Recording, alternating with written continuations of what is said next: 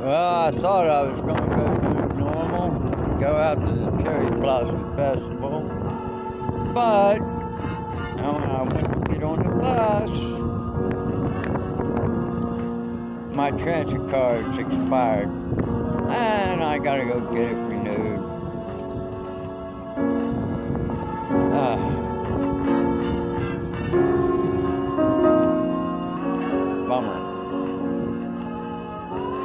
Bummer.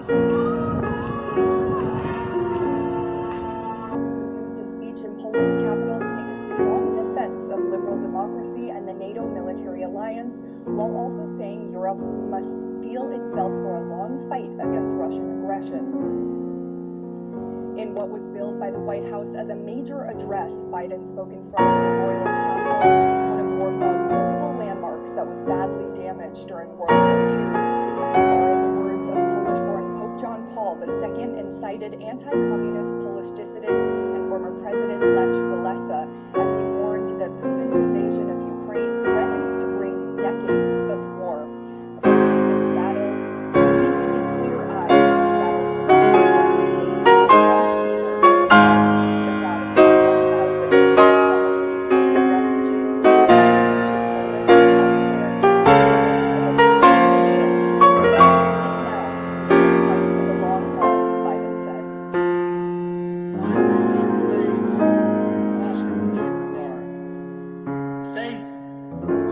best in the dark. They were dark moments. 10 years later, the Soviet Union collapsed, and Poland and Central and Eastern Europe would soon be free. Nothing about that war for freedom was so easy. It was a long, painful slog. Following on days and months and years and decades, we emerged together.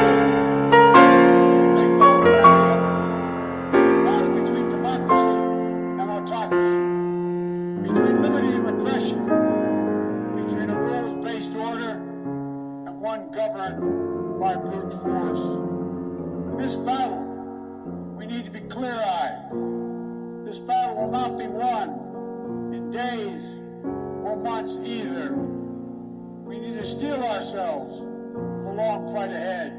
And as explosions rang out today in Ukraine near the western city of Lviv, Ukraine's foreign minister Dmytro Kuleba said no country has done more than the United States to help Ukraine to overcome Russian aggression.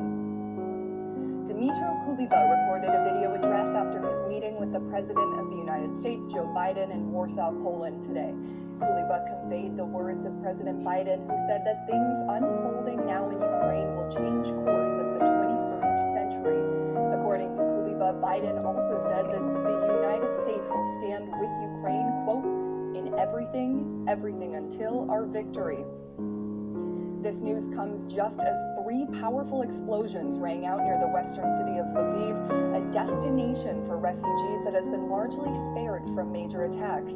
The explosions rang out and then air raid sirens sounded. The regional governor, Maxim Kozitsky, confirmed the blasts on Facebook but didn't say what was struck. The city of over 700,000, roughly 45 miles east of Ukraine's border with Poland, has been largely spared of major attacks in recent weeks, though Russia's forces fired missiles on a military training center near Lviv 2 weeks ago that killed 35 people.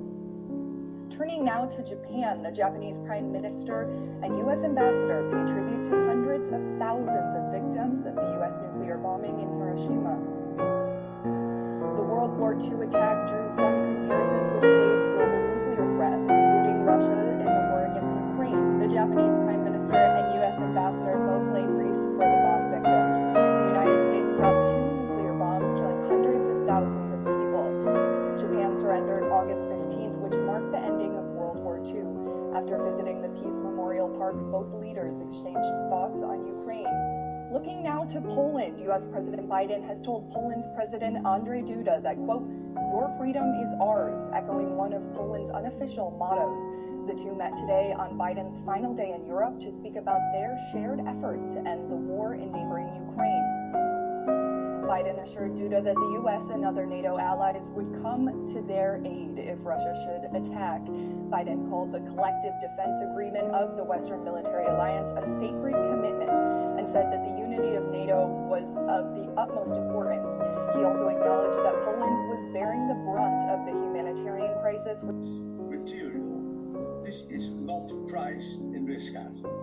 The argument that people make to justify this, if nuclear annihilation happens, like we can't hedge that risk, so you might as well hang on to your risk assets. And what you do well, the nuclear doesn't work. This is false. This is false. If existing state of the world in which nuclear war has not occurred or not yet occurred underestimates the likelihood and the catastrophic consequences of a nuclear war happening.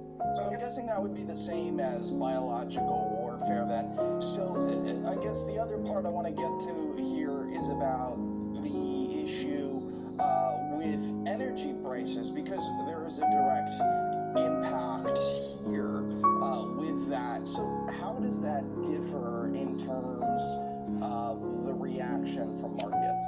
It clearly has been a major impact on the prices of fossil fuels, gas, oil, even coal, because Russia is a major supplier of these commodities, especially to Europe, and there have been material reductions in the supply of these commodities as a result of the conflict.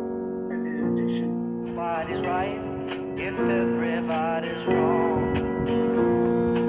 Young people speaking their minds are getting so much resistance from behind. Now it's out to me. What's that sound? Everybody know what's going down.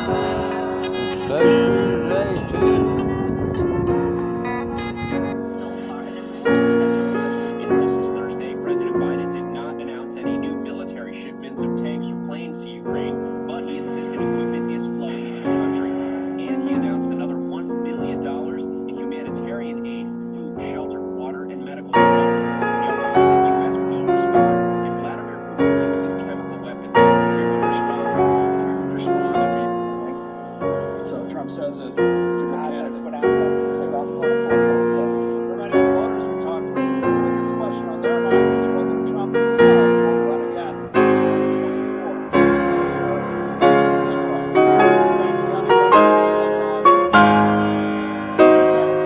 I just saw an advertisement where he used the word remorse. I can't believe that. You can take home a new symbol and take it. Goes on tour next. believe is dead, and again focusing on the side of the road. We're live in North. Update for you in about 30 minutes. Well, we have so many more questions. We know you'll stay on this. Thank you.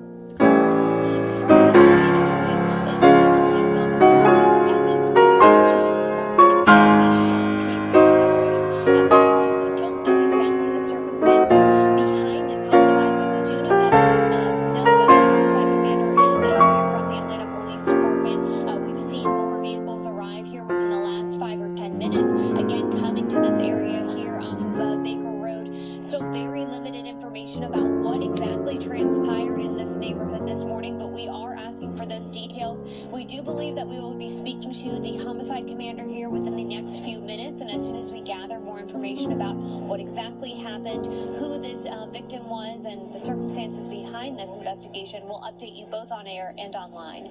Reporting live in West Atlanta, I'm Lindsay Tuman for Good Day Atlanta. Lindsay, thank you. Some letters. They came pouring in. I'm Denise Dillon. The story coming up. The sacrifice that he gave. Lieutenant Helton died while serving during Operation Iraqi Freedom in 2009.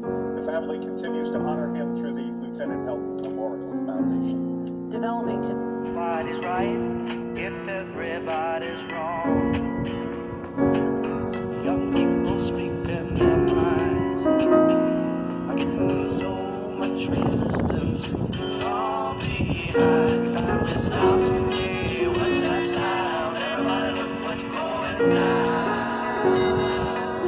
so true today, too. I never have figured out why the government has farmers, pay farmers not to grow certain foods. Never have figured it out.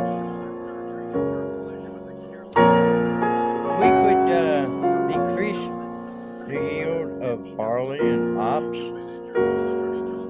right here in this country. The land's available, but bureaucracy that kind of thinks they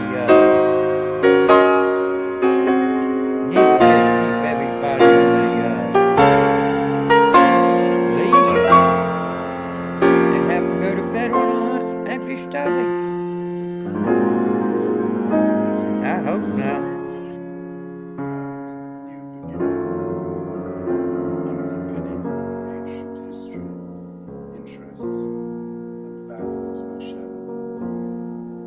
Vacations are finally becoming a thing again, and parents are using times like these to teach their kids more about money and budgeting.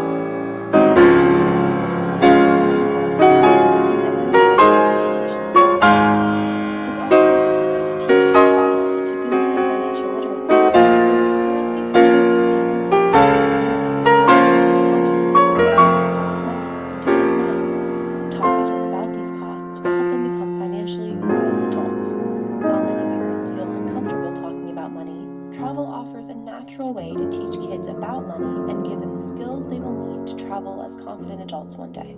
It's tempting to gloss over the fact that travel costs money and that even cheap family vacations are a special splurge that's different from daily life for many people. And while you could avoid these conversations, travel budgeting is a lesson waiting to be capitalized on. If you enjoy spreadsheets, you could present vacation expenditures that way, showing kids how spending more or less in a specific category affects the total. The music royalty. They all glorify the outlaw, making it sort of a rub. Our friends Buttline and Cody have their share of the blame. Nelson, what do you mean? Well, Judge, thousands of kids all over the country read dime novels and go to theaters. They watch Buffalo Bill. 99% of them have more sense and try to act that stuff out in real life.